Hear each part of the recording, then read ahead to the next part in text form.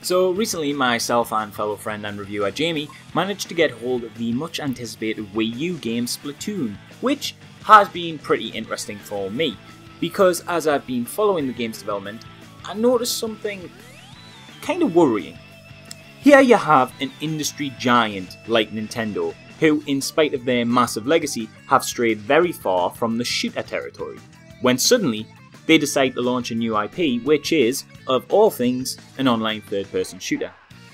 I remember being worried particularly as I watched the game take form. Nintendo have a knack for reinventing genres and being innovative. Just look at how different Super Smash Bros. Is from a health bar based traditional fighter. But I couldn't shake this feeling that this particular title was going to be nothing special. I kept looking at the video previews and hands-on efforts and simply thinking, I don't get it. But, sort of like how you watch Tetris and don't enjoy it, but then you play it and it all clicks, I played Splatoon and it all made sense.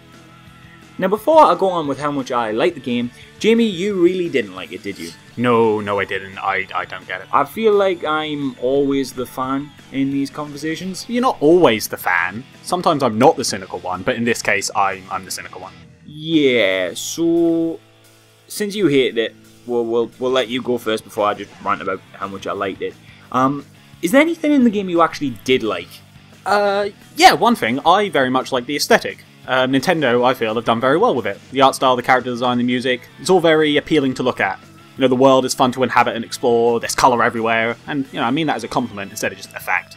It's great to look at, and it's a lovely change of pace from many other shooters.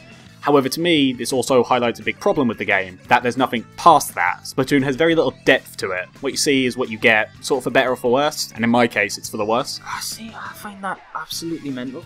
Because here I love the game, and the one thing I don't like about it is the aesthetic. Everything just looks like a poor man's Jet Set Radio to me.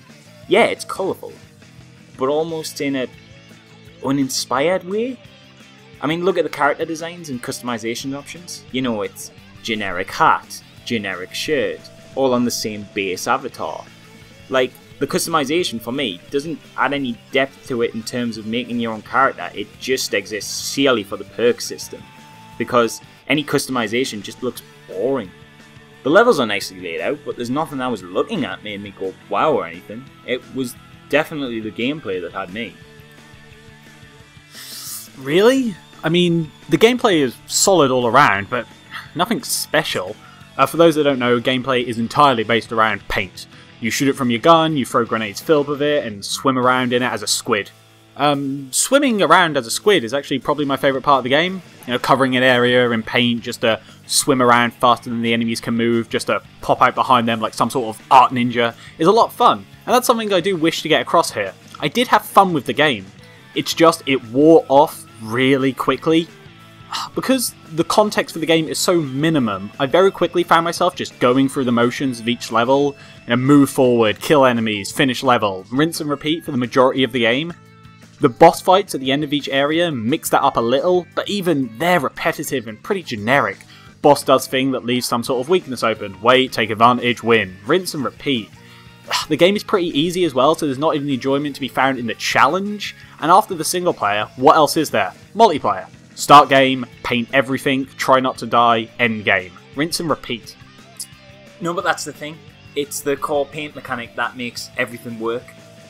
It puts everybody on a level playing field with this interesting mechanic and says, have fun with it. A single alteration to the third-person shooter that changes the whole landscape of how it plays. You aren't thinking about standard deathmatch fare, you're focusing on momentum and speed. It even incorporates stealth into the genre, since when you aren't moving in the paint, you can't be seen. I quite often found myself tactically hiding in paint as people passed, and popping out for a quick sneaky shot, and it's that kind of thing that makes the difference, because the game doesn't tell you to do that. It's a clever mechanic because it leaves it down to the player how to use it.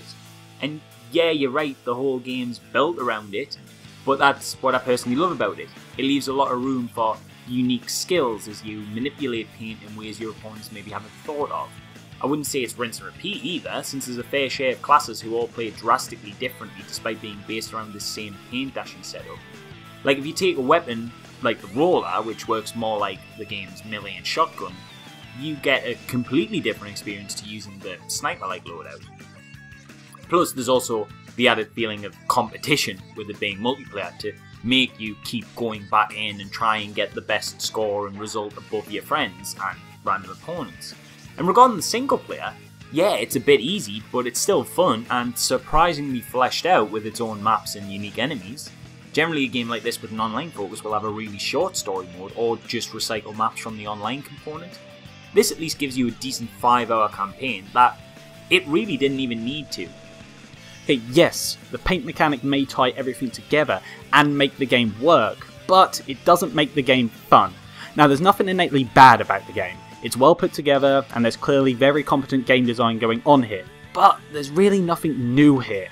The paint mechanic adds a little bit of depth when compared to other more typical third-person shooters, and theoretically, there is some strategy that can be had with it, but practically, every match descends into all the players running around the map aimlessly, spraying paint at whatever they can.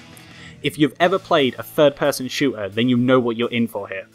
In the single player, you're still moving linearly throughout the level, shooting whatever enemies are in your way. The only real difference comes in the multiplayer, and that's only because you're shooting everything. Ultimately, for me, Splatoon lives and dies on gameplay. Similar to games like Call of Duty, the longevity and replayability of Splatoon will come from its multiplayer, and that just doesn't do it for me. It's too repetitive without being fun enough to justify it. The game is just an average third-person shooter with a nice paint job. I couldn't agree less. At least on the point about it not being different, I'd say this is the biggest innovation in the third-person shooter since the genre had the ability to take cover. It plays totally different to anything else. I will say that there's a lack of depth though in many areas. The game only has 4 modes, the single player, the local multiplayer, which for some strange reason is only 1-on-1, and yeah, it only has 2 game modes for online thus far, Turf War, which sees teams compete to cover the most area in paint, and Splat Zone, which gets unlocked at level 10 mark and sees you compete for certain territories on the map. Bear in mind I've never even got into a Splat Zone match because this is pre-launch and there weren't enough people at level 10, so really I only had Turf War to review, and if I hadn't loved it, that single game mode would have gotten old fast. Also at the moment there's a minuscule 5 maps, which quite frankly would be unforgivable if Nintendo hadn't promised several free DLC packs including modes, weapons and stages every couple of weeks. It's just a shame they didn't launch with some of those already out the gate, because as it stands for me, it's a great new IP that would be excellent if only there was a bit more of it. Is it worth getting now? Yeah, I'd say absolutely. But I'm not sure I'd still be saying that if we didn't have more content coming on the way. Well, as for me, this is a definite avoid. To me, there is only face value innovation. After the allure of the paint mechanic wears off, you realise that this game has very little else going for it, especially to justify the hours and hours the game requires you to put into the multiplayer to unlock one new game mode. It's the boring kind of repetitive which has ensured I will never pick this game up to play again. Right, well, there you have it. I rather loved it. You rather didn't. And that's about all we can say from us. Maybe you'll agree with me, maybe you'll agree with Jamie. We hope we've educated you on the matter somewhat, and you come to some decision. Hope you enjoyed the game, or hope you avoid it if you really think you're not going to. And if you like the video, give us a like and subscribe. Thanks very much. We'll see you next time.